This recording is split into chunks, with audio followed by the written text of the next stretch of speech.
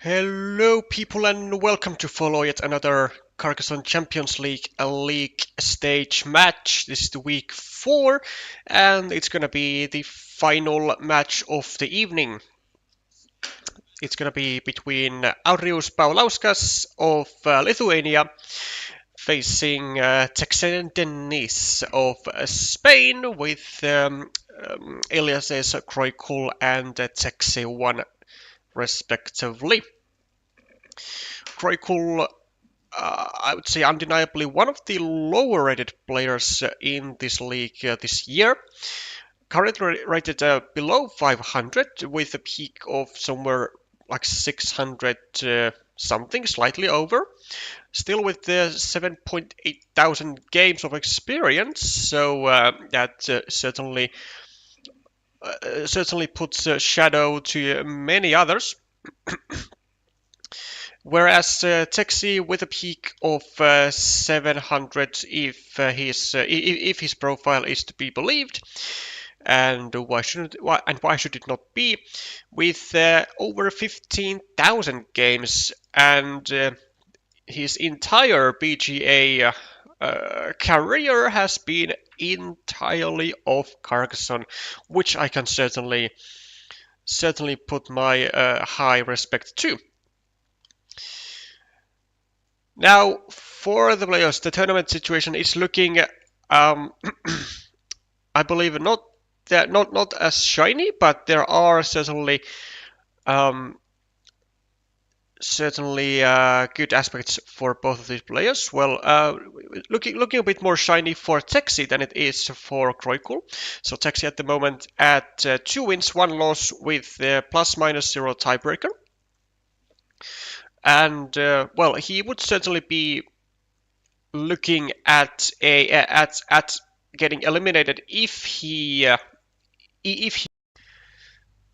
Tex is looking to get eliminated if he happens to lose this match today, as it would put him under 0 tiebreakers, going negative, and then no matter how much he would win on his final match, it wouldn't really do enough for his playoff chances. So pretty much what it means is that he has to win both today and on his final match against Ricardo Araujo. So no pressure there, I guess. Only really possibility is to lose one game during both of his matches altogether, that means. And kreukle actually still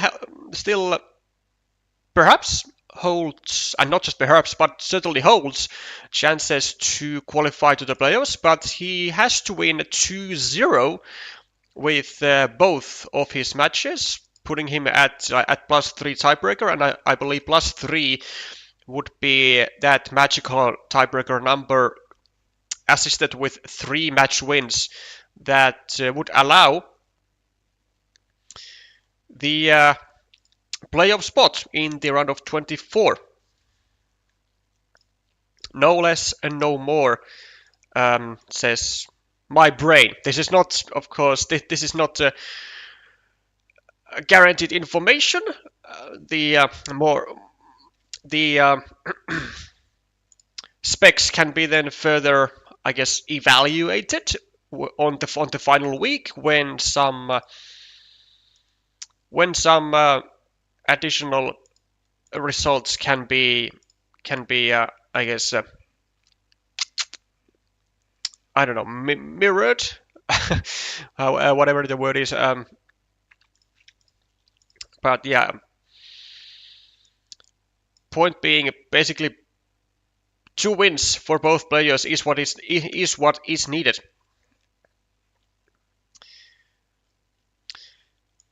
With a long road going for kreukle and with first 4 points going for Texenén, we certainly have a not the most lucrative start. No, it doesn't look like it's gonna emerge into an early field fight at least. But it's an interesting move from kreukle, and I do think it's also a good one. So turns the city of a good move.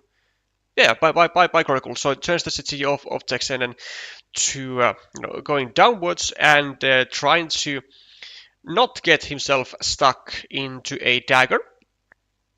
And meanwhile, Texenén attacking the longish road of kreukle and trying to equalize all that as well, trying to basically get all of the value, all of the effort away that Audrius has placed on that road, and could be, with just one curve, it'll be successful. kreukle going for the completions here of completions and overruns of the city. Still needs to find a tile here though, and a second people coming from Texe is going to be hugely annoying and hugely dangerous actually for red, as you gotta keep in mind that if a Dorito goes over here, or just a triple city and maybe a city cap, then it is rather easy for Texenén to go over here with exactly this tube divider. But I don't think he's gonna do it now. I think he's gonna wait that he's gonna connect first, and then, and only then, I think we should go over here. Because otherwise we risk just giving a city cap to our opponent, and then kreukle just equalizing the city over here from the top. So this tile, well, this tile is certainly to go here, but not yet. Not now. I think we just maybe go here. Even start a field actually. 3 points, 2 open city caps. Why not? Also, if you go here or if you go here, it will create the field in a way that it is really difficult actually to create attacking platforms to the field, or more attacking platforms to the field, shall I say. But Texenén decides to not go for the field, does leave the city up for restriction, but this will allow an easy field meeple for red though, with 3 points and 2 open city, well, 1 open city cap, 1 city cap of green. Whereas Texenén goes for the block, which I actually don't think this is such a good move at all, because it so easily is going to backfire into kreukle getting this tile, for example, going over here and tripling down on the city. So this is precisely why you should only go here with a city tile, creating a blocking platform, or maybe an attacking platform, whatever. But you don't go here with a road tile just for the sake of creating a potential blocking opportunity, because it will backfire on you in so many occasions. And now we have all 4 cows still remaining in the deck for kreukle, and several tiles to go over here as well, with 3 field Doritos, 1 divider, and also, of course, we can use the cows over here as well if we manage to get the majority on it. Now, I guess the only relieving thing here for Texenén is that the similar tiles are needed here and here and here. So it will be somewhat difficult for kreukle to get the optimal tiles in a fast manner, which in all likelihood will not happen, to try and actually go for the completion. And there is one scenario in which green manages to block this square right here into a with a straight road or with a road monastery, and then just gets a divider here and then accepts a small defeat on a ruin, but that defeat would then have kind of sucked in 3 meeples of red and 2 meeples of green, and that is the first part of the set plan. However, it might result into this road getting sucked into the same blockage as well, which I believe is potentially the idea with this tile by kreukle, but decides to not give a shielded Dorito to his opponent, which I can fully understand.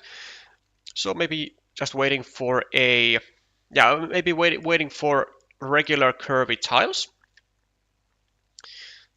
Texe going for the completion of the city and dropping a farmer in a very nice manner. Also restricts heavily the city of kreukle. Also did have a chance to go over here to try and save this meeple to the divider and to start a new city as well, maybe. But wow, come on, man, come on. You really would want to go here because of that one divider. Like, you don't want to allow kreukle the opportunity to go like here with a triple city with a road and then get another cow here and actually justify all of these 3 meeples. You can't really afford to do that because you lose your whole advantage with getting these 3 meeples of red stuck. So Texe really playing with fire here. Now there's only one field Dorito to go into this square, and like, no.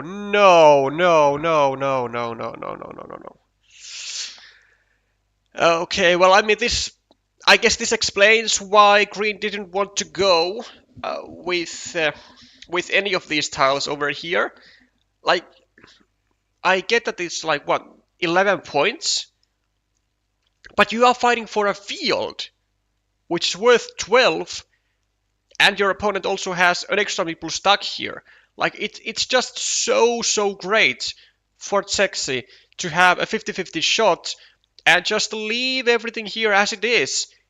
Like, such a huge advantage. But by going in and actually equalizing the ruin, he is losing that advantage. Doesn't decide to attack the city of kreukle, as this city right here was about to be restricted into a triple city, which actually wasn't kreukle able to do that, like on his previous turn. Just go here, block a meeple for 2 points. Why would you not do that? That's a huge mistake. That's a big mistake, which will cost lives, especially the life of this meeple, which now gets spared and which will not give any sort of leeway for kreukle indeed. What does give a leeway is that kreukle will be able to attack the city and not be able to allow its completion for 12 points. Oh, neither player really wanted to attack their opponent's features. Like, why? 1, 2, 3, 4, 5, 6, 7, 8, 9, 10, 11, 12, 13, 14, 15, 16. Okay, well, maybe this is why. But like, the only remaining connection tiles are cows. So like even just going over here and not even meepling the city would be a nice delay for these very juicy cities. Well,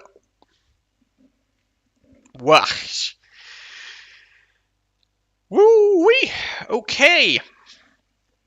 Texan with a 5-point move instead of a 7-point move and a meeple back. Seemingly was afraid of getting his monastery blocked more so than the city. But like, when the city is a more valuable feature and you are ahead by 11 points, what does it matter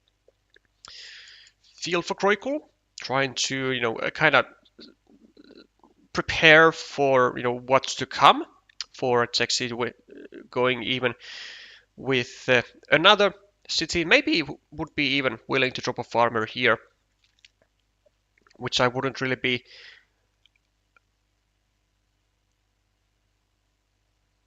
critical about. Yep, 2 points for kreukle, goes for the full blocking platform on the monastery. So it looks nice. I mean, it does leave a 3-point road, but it's yeah, I mean that's just like kind of collateral damage. And Texi gets the wonderful tile to save his monastery and to save, well, just to save the monastery and to get the 4 extra points. The only saving tile actually in the, well, one of the 3 only starting tiles to save this monastery. However, it will not help in saving this road, which will get blocked. Oh.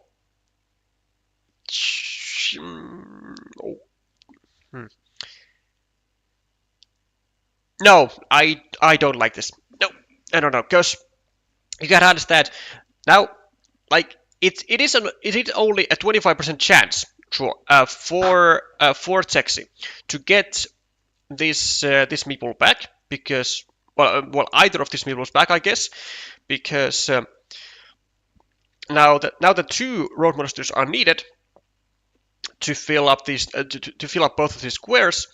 It's not really going to be a fun time for Texi to go for a monastery over here, or maybe even over here, because again he's going to be reliant on the other one as well. But I believe he will still go for it, just because of that afterwards 50-50 chance, even though he might be waiting for that, and likely likelihood will be waiting for that second road monastery for a long time, if he even is to get it. But just a full block over here is going to cause like just super annoying stuff for the road monastery spot here, because it's going to decrease the value of it by so much, because when Texi gets it and gets the meeple back from the monastery here, then it's not really at all guaranteed that Texi will like ever meeple that road monastery, and instead maybe just use it as a 1-point tile to get a meeple back from here, because then again it would be already pre-blocked.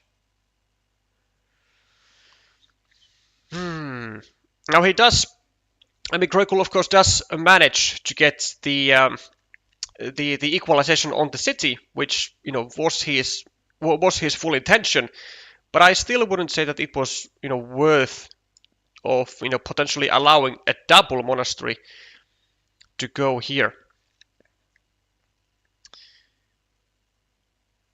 Triple cities for Texi, I think. I mean, doing something here surely. Yeah. Well, I mean, at least it cost Texi like 2 points, right? Because now he wasn't able to take points over here, which is like okay-ish, I guess, even though we now have a restricted single Dorito, which isn't that great. But it's still very much completable, and that is exactly what kreukle is going to go for. However, it does have a very much an underlying problem of when we go over here as kreukle, because we want to finish the city at some point, then it's going to give an attacking platform to the large city for Texi, and when he only has 1 meeple in hand, and soon actually more, he will every single time be using that platform. And actually for kreukle, I'm not even sure why he went here. I mean, I guess he's really maybe just trying to set up the divider for himself to try and like make a comeback, which he might. Well, could have. Not so much anymore, as Texi is gonna cover up any attacking, any possible attacks to the shared city. No more horses remaining into this square. And actually only one triple city remaining, no? 1, 2, 3, 4, 5, 6, 7. Actually, none triple cities at all remaining. Well, there's the road monastery for Texi. And also, ooh, wait a second. Ooh, I see issues for Texi here, because if he goes here, like, first of all, he's going to have to wait for the monastery here or the dagger here to get a meeple back. Or if he goes here, he's going to bring the second meeple of Kreukle into the field after the second monastery hits. Well, he's going to go there anyway. Which I mean, I can't really blame the guy. After all, he has 3 8-point monasteries, and he's ahead on the scoreboard by 16 points, bringing him into plus 40, plus 45, and then Kreukle only has this small city over here and the possible field. So still would be way behind on his opponent, even with this road monastery and the and the control of the entire field. So a lot of stuff that Kreukle needs to figure out here.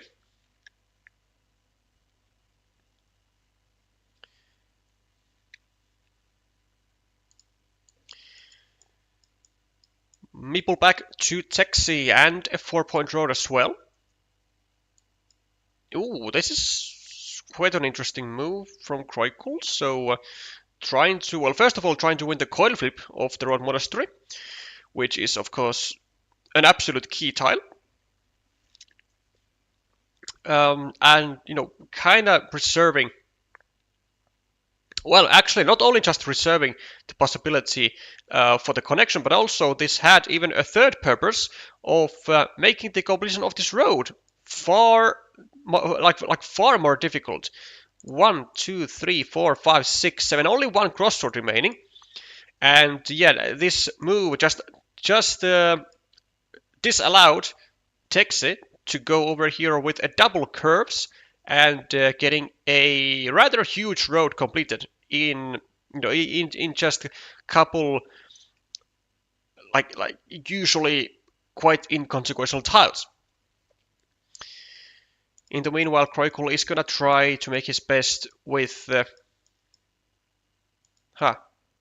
why is my board not moving? This is an interesting dilemma. Okay, there we go. Thank you. Road monastery is drawn by a Kreukle, so he wins the coin flip and gets himself to the 9-point field, which doesn't really seem to be a huge deal. Is this completable? Is that completable? It certainly seems to be. Oh, no. Oh, good lord. No, Kreukle, no. Just wasting the entire his best asset on finishing the city, which was like a must happen, right? Because like we had to go here and try to block the blocking platform. Oh, and even the final meeple of Kreukle is gonna be used onto the field fight to try and like counter the farmer of Texi, which I think he has actually the 2 regular Doritos still to go, no? 1 regular Dorito and something. So there are no crossroads. So will Texi go over here? Is there a tile to fit into this square for Kreukle? Well, this certainly makes me think no. Well, let's make sure of that. So we have no crossroads. We have 1, 2, 3, 4, 5, 6, 7, 8, 9, 10, 11, 12, 13, 14, 15, 16, 17, 18, 19. Well, there was one tile.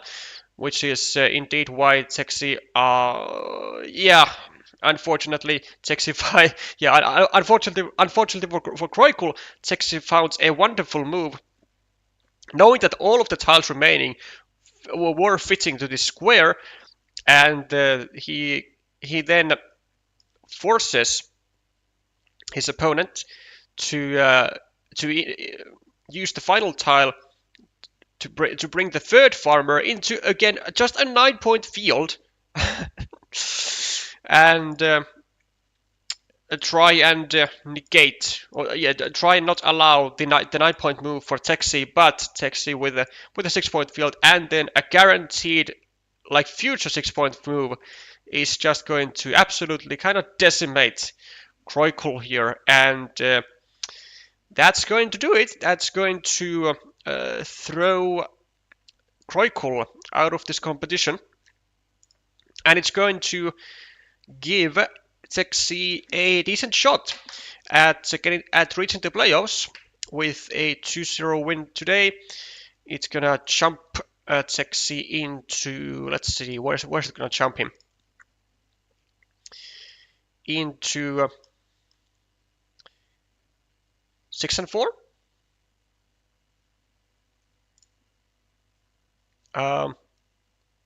6-4, yeah. So now Texi really, yeah. Now all that needs to be done for Texi is just win his final game, or his final match against Ricardo Araujo. Like either 2-1 or 2-0. Doesn't really matter, I think. I mean, with 2-0, I think Texi would absolutely guarantee his playoff spot in top 12 with a +4 tiebreaker, which would be just absolutely massive. And then with a +3, I think he would have a very good shot at it for sure. Yeah, as you can see, these 2-1s all over the place, and even upon, wait, never mind. I tried to say something clever, but then I realized that it wasn't gonna be really all that clever. So let's leave it at that. Yeah, 6-4 for Texi with 3 wins out of 4, looking just fine. For kreukle, unfortunately, and not that fine with 4-7, and with only 1 match win. It's going to be impossible for the Lithuanian to get to the playoffs, but he can still, I believe, or can he? Actually, never mind. I was about to say that he can maybe prevent stuff from Kaihan, but seeing that Kaihan also is at 1-3, so 1 win, 3 losses, and even with a worse tiebreaker than kreukle now has, it's not really going to be a high stakes match at all. It's going to be more of a like a consolation match, so to say. Like you might be out, but you can still enjoy the league. That's basically what it is. Congrats to Texenén. Congratulations to Audrius. We are going to be hopefully seeing you in the future in other competitions. Yeah, for Texi, keep your fingers crossed if you are a Spaniard fan. And then we are going to be eyeing on tomorrow's matches. We have, first of all, Akistak versus Utsematse at 1400 UTC, which I certainly would say that I'm going to be covering. And then we have a variety of different matches. First of all, a Podcast Mosopol, which we were about to cover today, but unfortunately they had marked up the incorrect day on the schedule, so we didn't. Then we have Michaels versus Matthias Conti of Argentina. I unfortunately cannot remember Michael's the real name of Michael's by heart, but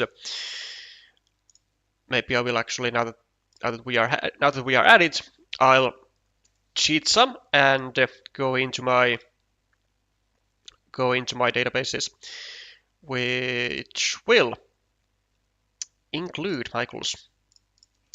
Let's see, with Czechia. Thank you. Michal Pashinka. Yeah. So there's that. So Michal Pashinka versus Matthias Conti, and then Chris Tucker versus Goran Hladek of Croatia. Could potentially do a double stream here. Welcome, Texenén. Congrats on your win. And I'm gonna have to talk with Utse. Maybe he would be able to. Maybe he would be covering Podcast Mosopal, or if not, then I guess I'm gonna be doing all 4 matches tomorrow, which is not really a huge issue. And yeah, we'll see what happens.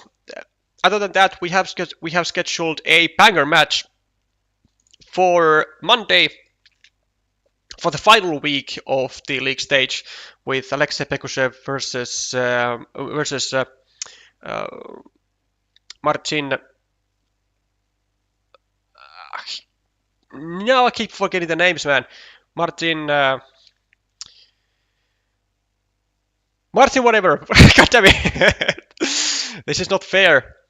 It's not fair. It's the curse of having the need to remember the names. Martin Jelinek, which is going to be, in all likelihood, an